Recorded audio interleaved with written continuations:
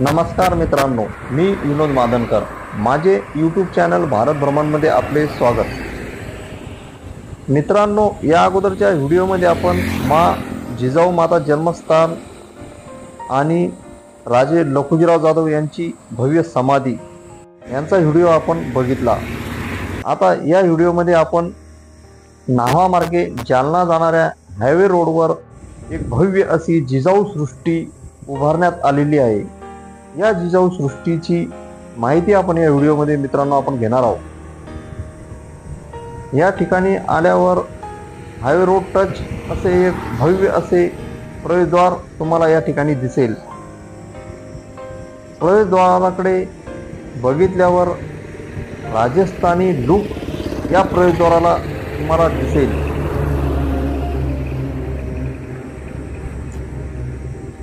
या भव्य अशा प्रवेशद्वाराची निर्मिती ही राजस्थानच्या खास कारागिराकडून करून घेण्यात आलेली आहे.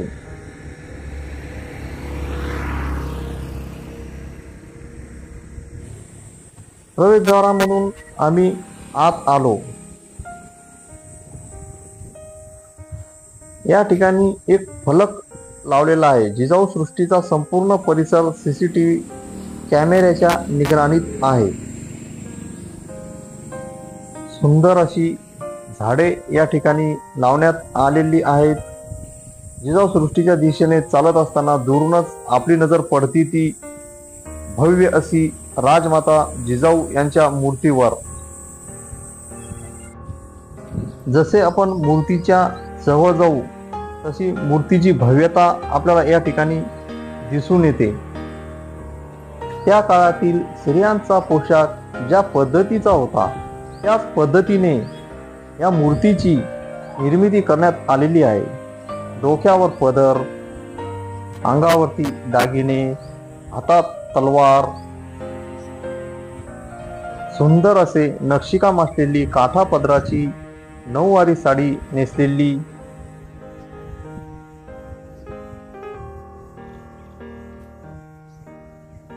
पायामध्ये जोडवे,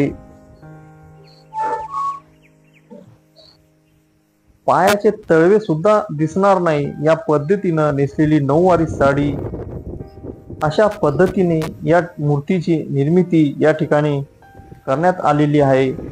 असे वाटते की जिवंत मूर्ती या ठिकाणी आपणासमोर उभी आहे असा भास या ठिकाणी आपणास होतो.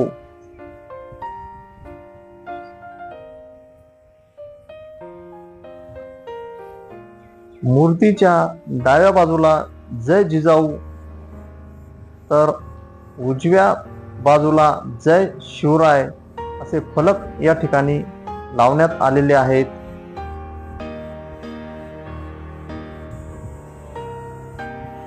मूर्तीच्या पाठीमागील असलेला देखावा सुद्धा हा राजस्थानी महालाप्रमाणे बांधण्यात आलेला आहे असे आपणास या ठिकाणी दिसून येते.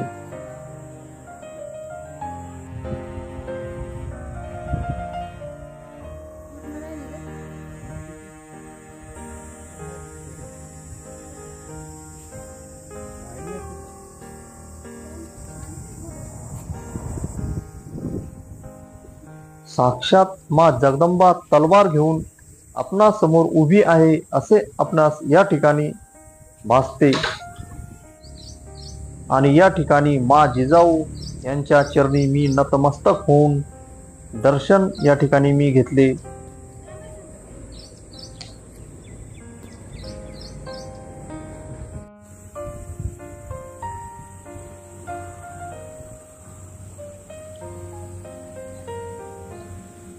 या ठिकाणी उजव्या बाजूला माँ जिजाऊ यांचे सुपुत्र छत्रपती शिवाजी महाराज यांची मूर्ती या ठिकाणी सिंहासनावर आसनस्थ आहे. सूर्याच्या प्रकाशामध्ये ही सोनेरी कलरची मूर्ती खूपच खुलून या ठिकाणी दिसत आहे. वरती छत्र बसवण्यात आलेले आहे. राष्ट्रमाता माँ जिजाऊचे जगातील एकमेव ॲनामॉर्फिक स्कल्पचर कडे जाण्याचा मार्ग असा बोर्ड या ठिकाणी लावण्यात आलेला आहे. जिजाऊ सृष्टी मातृतीर्थ सिंदखेड राजा ॲनामॉफिक स्कल्पचर. मा जिजाऊ यांचे ॲनामॉफिक स्कल्पचरच्या समोरासमोर उभे राहिल्यानंतर आपल्याला या ठिकाणी मा जिजाऊची चित्राकृती या ठिकाणी आपल्याला दिसेल. मा जिजाऊच्या प्रतिमे पाठीमागील सुंदर निळेशार आकाशामध्ये ही प्रतिमा खूपच खुलून या ठिकाणी आपल्याला दिसत आहे. मा जिजाऊच्या मूर्तीच्या उजव्या बाजूला या ठिकाणी बुक स्टॉल तसेच देणगी कक्ष उभारण्यात आलेला आहे. या बुक स्टॉलमध्ये शिवकालीन अनेक पुस्तके या ठिकाणी विक्रीसाठी उपलब्ध करण्यात आलेली आहेत. पर्यटकासाठी निवासाची व्यवस्था या ठिकाणी उपलब्ध आहे. या ठिकाणी एक भव्य असा सभा मंडप उभारण्यात आलेला आहे. सभा मंडपमध्ये या ठिकाणी मा जिजाऊची मूर्ती तसेच राजे लखुजीराव जाधव यांची एक छोटीशी मूर्ती या ठिकाणी ठेवण्यात आलेली आहे. 12 जानेवारीला दरवर्षी मा जिजाऊचा जन्मोत्सव या ठिकाणी मोठ्या उत्साहाने आनंदाने साजरा करण्यात येतो. हजारोच्या संख्येने लोक या ठिकाणी 12 जानेवारीला मा जिजाऊचा जन्मोत्सव साजरा करण्यासाठी इथे येतात. या सभा मंडपमध्ये अनेक कार्यक्रम या ठिकाणी होतात. सभा मंडपाच्या दोन्ही बाजूला वरती राजे शिवाजी महाराज, राजे संभाजी महाराज यांचे त्याकालीन पराक्रमांचे फोटो या ठिकाणी लावण्यात आलेले आहेत.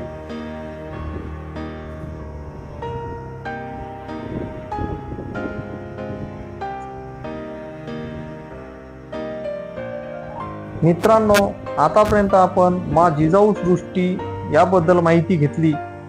परंतु ही जिजाऊ सृष्टी कोणी उभारली, का उभारली, ही कल्पना कोणाची, याबद्दल आपण या ठिकाणी आता जाणून घेऊया. सिंदखेड राजा हे मध्ययुगीन भारताच्या इतिहासातील शिवसंस्कृतीचे आदिपीठ आहे. राजमाता राष्ट्रमाता जिजाऊचा जन्म 12 जानेवारी 1998 रोजी सिंदखेड राजा इथे झाला. राजमाता जिजाऊने या देशात एत देशीयांच्या स्वराज्याची स्थापना करण्यासाठी आपले सुपुत्र छत्रपती शिवरायांना घडविले आणि जगात एका इतिहासाची निर्मिती झाली. स्वाभाविकच शिवसंस्कृतीच्या या अतिप्राचीन उगमस्थानाला म्हणजे सिंदखेड राजाला एक आगळे ऐतिहासिक महत्त्व प्राप्त झालेले आहे. सिंदखेड राजा येथील मातृतीर्थावर जवळपास 450 एकर जागेवर 11,000 कोटी रुपयाच्या प्रस्तावित खर्चाचे एक भव्य स्वप्न मराठा सेवा संघाचे संस्थापक अध्यक्ष सन्माननीय पुरुषोत्तमजी खेडेकर यांनी पाहिले. त्या स्वप्नाचे नाव जिजाऊ सृष्टी. जिजाऊ सृष्टीच्या बाजूलाच मोती तलावाला लागूनच ही जिजाऊ सृष्टी या ठिकाणी उभारण्याचे स्वप्न पुरुषोत्तमजी खेडेकर यांनी या ठिकाणी पाहिले आणि ते पूर्ण करण्याचे काम ते या ठिकाणी सुरू केले. याच पठार शिवारात राजमाता जिजाऊ घोड्यावरून फेरफटका मारायच्या. याच ठिकाणी त्या युद्धकलेचे, राजकारणाचे शिक्षण घेत होत्या. म्हणून याच ठिकाणी जिजाऊ सृष्टी उभारण्यात आलेली आहे. हा जिजाऊ सृष्टी प्रकल्प देशाच्या स्वाभिमानाचा राष्ट्रीय प्रकल्प व्हावा व हे जगभरातील पर्यटकांचा आकर्षणाचे केंद्र व्हावे असा सर्वोच्च विचार यामागे आहे. यानुसार जिजाऊ सृष्टी हा विविध विषयांना सामावून घेणारा एकत्रित स्वरूपाचा प्रकल्प व्हावा, तसेच ते अद्ययावत तीर्थक्षेत्र व ज्ञानक्षेत्र व्हावे ही संकल्पना आहे. जिजाऊ संग्रहालय, जिजाऊ ग्रंथालय, महिला रोजगार केंद्र, महिला मिलिटरी अकॅडमी, सिंधू संशोधन संस्था, महिला विद्यापीठ अशा विविध संस्थांची निर्मिती व्हावी अशी योजना आहे. याशिवाय भारत देशाचा सुमारे 10,000 वर्षाचा सत्य सांस्कृतिक इतिहास, जिजाऊ काळातील देशातील सर्व क्षेत्रातील स्थिती, छत्रपती शिवाजी महाराजांच्या जीवनावरील महत्त्वाचे प्रसंग ते आजपर्यंतची देशाची वाटचाल, बहुजन समाजातील सर्व समाज सुधारक संस्थांची शिकवण चित्ररूपाने, शिल्परूपाने, इलेक्ट्रॉनिक माध्यमांच्या सहाय्याने लिखित स्वरूपात विविध प्रकारे चित्रित केल्या जातील असे नियोजन या ठिकाणी आहे. परंतु निधी अभावी येथील कामांची गती काहीशी मंदावलेली आहे. जिजाऊ सृष्टीच्या समोरील दुसऱ्या बाजूने या पठारावरती मा जिजाऊची भव्य अशी सोनेरी मूर्ती या ठिकाणी बसवण्यात आलेली आहे. सूर्यप्रकाशाच्या किरणामध्ये ही मूर्ती अजूनच खुलून या ठिकाणी दिसत आहे.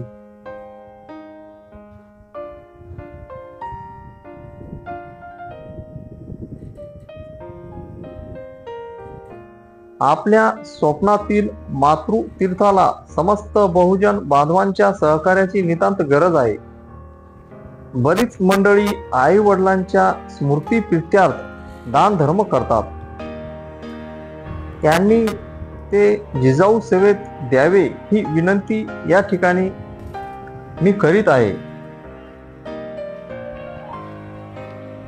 12 जानेवारीला या ठिकाणी मा जिजाऊचा जन्मोत्सव मोठ्या उत्साहाने साजरा करण्यात येतो. लाखोच्या संख्येने लोक या ठिकाणी येतात. याच मैदानावरती या ठिकाणी अनेक कार्यक्रम घेण्यात येतात. या कार्यक्रमाचे आयोजन मराठा सेवा संघातर्फे करण्यात येते आणि कार्यक्रमाचे समारोपीय भाषण पुरुषोत्तमजी खेडेकर करतात. त्यांच्या संकल्पनेतील मा जिजाऊ सृष्टीचे साकारण्याचे स्वप्न पूर्ण हो अशीच मा जिजाऊ चरणी मी प्रार्थना करतो आणि माझा व्हिडिओ इथेच थांबवतो. जय जिजाऊ, जय शिवराय. हा व्हिडिओ जर तुम्हाला आवडला असेल तर नक्कीच या व्हिडिओला लाईक आणि सबस्क्राईब करायला विसरू नका.